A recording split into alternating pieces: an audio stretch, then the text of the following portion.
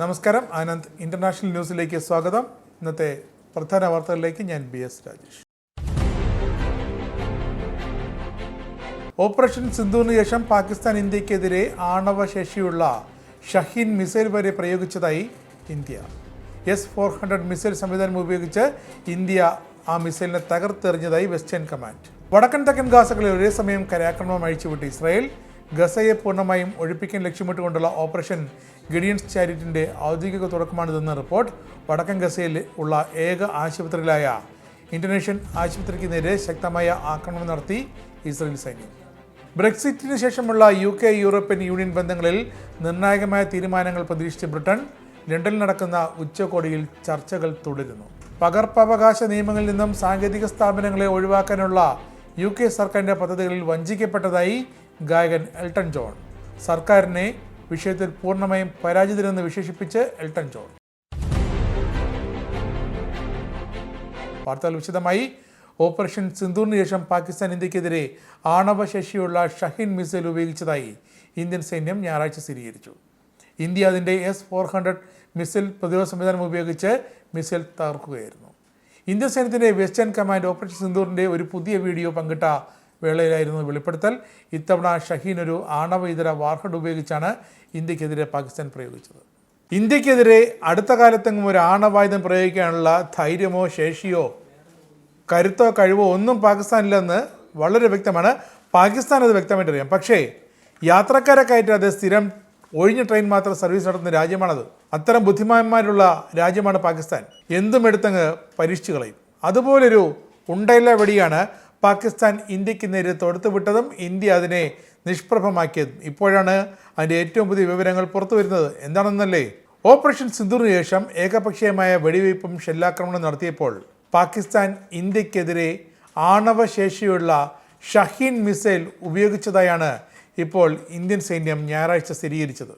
അതെന്താണെന്നല്ലേ, operation സിന്ദൂറിൽ India പാകിസ്ഥാനിലെ ഭീകരകേന്ദ്രങ്ങൾ തകർത്തെറിഞ്ഞതിന് ശേഷം പാകിസ്ഥാൻ ഇങ്ങോട്ട് വെടിവയ്പും ഷെല്ലാക്രമണം നടത്തിയതിൻ്റെ ഇടയ്ക്ക് ഇന്ത്യക്കെതിരെ പാകിസ്ഥാൻ ആണവശേഷിയുള്ള തങ്ങളുടെ ഷഹീൻ മിസൈൽ പ്രയോഗിച്ചു എന്നാണ് കഴിഞ്ഞ ദിവസം ഇന്ത്യൻ ആർമി വ്യക്തമാക്കി രംഗത്ത് വന്നത്.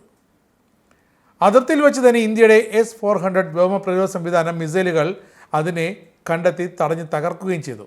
അതിൻ്റെ അവശിഷ്ടങ്ങൾ ഇന്ത്യൻ സൈന്യത്തിന് ലഭിച്ചു. അതുകൊണ്ടാണ് ആണവ വാർഹെഡ് വഹിക്കാൻ കഴിവുള്ള ഷഹീൻ മിസൈലാണ് ഇന്ത്യക്ക് നേരെ പാകിസ്ഥാൻ ഒന്ന് തൊടുത്തുവിട്ട് പരീക്ഷിച്ച് നോക്കിയതെന്ന് വ്യക്തമായത്. ഇന്ത്യക്ക് പിന്നാലെ വിവിധ രാജ്യങ്ങളിലേക്ക് പ്രതിനിധി സംഘത്തെ അയക്കാൻ പാകിസ്ഥാൻ പ്രധാനമന്ത്രി ഷഹബാസ് ഷെരീഫ് ആവശ്യപ്പെട്ടതായി വിദേശകാര്യമന്ത്രി ബിലാവൽ ഭൂട്ടോ. എന്നാൽ സർക്കാർ വൃത്തങ്ങൾ ഇക്കാര്യം സ്ഥിരീകരിച്ചിട്ടില്ല. ഇന്ത്യ ചെയ്യുന്നത് പോലെ തന്നെ കാട്ടിക്കൂട്ടാനുള്ള പാകിസ്ഥാൻ്റെ വ്യഗ്രതയുടെ ഭാഗമാണ് ഈ നീക്കമെന്ന് പ്രതികരിച്ച് ഇന്ത്യ. ഓപ്പറേഷൻ സിന്ദൂറിനെക്കുറിച്ചും അതിൻ്റെ ഭീകരവിരുദ്ധ പ്രവർത്തനങ്ങളെക്കുറിച്ചും ആഗോള നേതാക്കളെ അറിയിക്കുന്നതിനായി 7 സർവകക്ഷി പ്രതിനിധികളെ പ്രധാന രാജ്യങ്ങളിലേക്ക് അയക്കുമെന്ന് ഇന്ത്യ പ്രഖ്യാപിച്ചതിന് പിന്നാലെയാണ് പാകിസ്ഥാൻ്റെ ഈ നീക്കം. വടക്കൻ തെക്കൻ ഗസകളിൽ ഒരേ സമയം കരാക്രമണം അഴിച്ചുവിട്ട ഇസ്രായേൽ ഗസയെ പൂർണ്ണമായും ഒഴിപ്പിക്കാൻ ലക്ഷ്യമിട്ടുകൊണ്ടുള്ള ഓപ്പറേഷൻ ഗിഡിയൻസ് ചാറ്റിൻ്റെ ഔദ്യോഗിക തുടക്കമായാണ് കരാക്രമണം എന്നാണ് റിപ്പോർട്ട്. പലസ്തീൻ പോരാളികൾ മുന്നൊരുക്കങ്ങൾ നടത്തുന്നത് തടയാൻ കഴിഞ്ഞ ദിവസങ്ങളിൽ ഇസ്രായേൽ വ്യോമാക്രമണം ശക്തമാക്കിയിരുന്നു. 100 കണക്കിന് പേരാണ് ഇതിൽ കൊല്ലപ്പെട്ടത്. ഞായറാഴ്ച മാത്രം 151 പേർക്ക് ജീവൻ നഷ്ടപ്പെട്ടു. വടക്കൻ ഗസയിലെ ജനങ്ങൾക്ക് ചികിത്സയ്ക്കായുള്ള അവസാന ആശ്രയവും അടപ്പിക്കാനുള്ള ശ്രമത്തിലാണ് ഇസ്രായേൽ. കമാൽ അദ്വാൻ, ബെയ്ത്ത് ഹാനൂൻ എന്നീ ആശുപത്രികൾ ഇസ്രായേൽ നേരത്തെ തകർത്തിരുന്നു. ഇപ്പോൾ ഗസയിൽ ബാക്കിയുള്ള ഏക ആശുപത്രിയായ ഇന്തോനേഷ്യൻ ആശുപത്രിക്കെതിരെ സൈന്യം കനത്ത ആക്രമണം നടത്തി. ആശുപത്രി ഗേറ്റും വടക്ക് ഭാഗത്തുള്ള മതിലും സൈന്യം ബുൾഡോസർ ഉപയോഗിച്ച് തകർത്തു. ചൈനയുടെ സിഗരറ്റ് വിപണിയെ തകർച്ചയിൽ നിന്നും ഉയർത്തിക്കൊണ്ടുവരാൻ ചൈന ലക്ഷ്യമിടുന്നത് ഇപ്പോൾ ബ്രിട്ടീഷ് വിപണിയെ.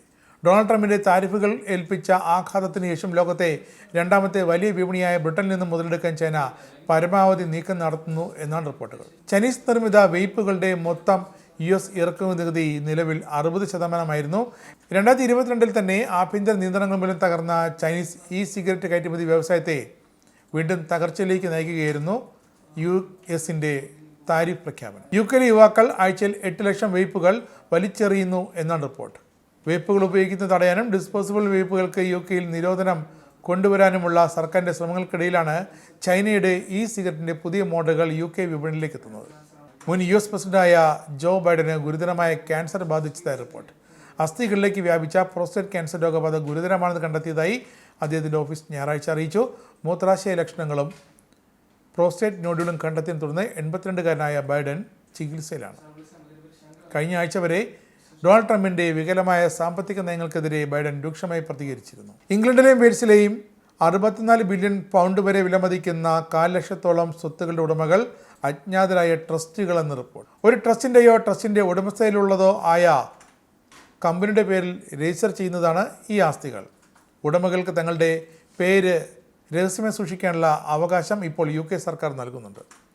ഉന്നത വ്യക്തികളും ഉപരോധമേർപ്പെടുത്തിയ റഷ്യക്കാരും ഗൾഫ് രാജകുടുംബാംഗങ്ങളും ചൈനീസ് ഭരണകൂടവും ഉൾപ്പെടെ അജ്ഞാതരായ നിരവധി ഭൂമി ഉടമകളുടെ പട്ടിക 2022 UK സർക്കാർ പുറത്തുവിട്ടിരുന്നു. ബ്രെക്സിറ്റിന് ശേഷമുള്ള ബന്ധങ്ങളിൽ നാഴികക്കല്ല് പുനഃസ്ഥാപിക്കുന്നതിനായി UKയും യൂറോപ്യൻ യൂണിയനും കൊണ്ടുപിടിച്ച ശ്രമങ്ങൾ നടത്തുകയാണ്. ലണ്ടനിൽ നടക്കുന്ന ഉച്ചകോടിയിൽ നിർണായകമായ ചർച്ചകൾ ഇനിയും ഉണ്ടാകുമെന്നാണ് പ്രതീക്ഷ. Sir care Starmer European union നേതാക്കളുമായി വീണ്ടും കൂടിക്കാഴ്ച നടത്തും. പ്രതിരോധം, വ്യാപാരം, മത്സ്യബന്ധന അവകാശങ്ങൾ, സാധ്യതയുള്ള യുവജന മൊബിലിറ്റി സ്കീം എന്നിവ ഉൾപ്പെടുന്ന വിഷയങ്ങൾ ചർച്ച ചെയ്തുകൊണ്ട് UKയും യൂറോപ്യൻ യൂണിയനും തമ്മിലുള്ള ചർച്ചകൾ ഞായറാഴ്ച രാത്രി തുടർന്നിരുന്നു.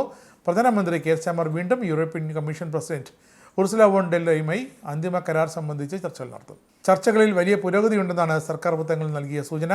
കൺസർവേറ്റീവ് നേതാവ് കെമി ബഡനോക്കും റീഫോം UK നേതാവ് നിഗൽ ഫരേജും കരാറിനെ ഒരു കീഴടങ്ങലെന്നാണ് വിശേഷിപ്പിച്ചത്. ട്രേഡ് യൂണിയൻ പ്രവർത്തനങ്ങൾക്ക് ലോകത്തെ ഏറ്റവും അപകടമേറിയ രാജ്യമാണ് കൊളംബിയയെന്ന് ബ്രസൽസ് ആസ്ഥാനമായുള്ള ഇന്റർനാഷണൽ ട്രേഡ് യൂണിയൻ കോൺഫെഡറേഷൻ. 70കളുടെ തുടക്കം മുതൽ കൊളംബിയയിൽ 3000-ലധികം ട്രേഡ് യൂണിയൻ നേതാക്കൾ കൊല്ലപ്പെട്ടിട്ടുണ്ടെന്ന് തൊഴിൽ മന്ത്രാലയം തന്നെ വ്യക്തമാക്കുന്നു.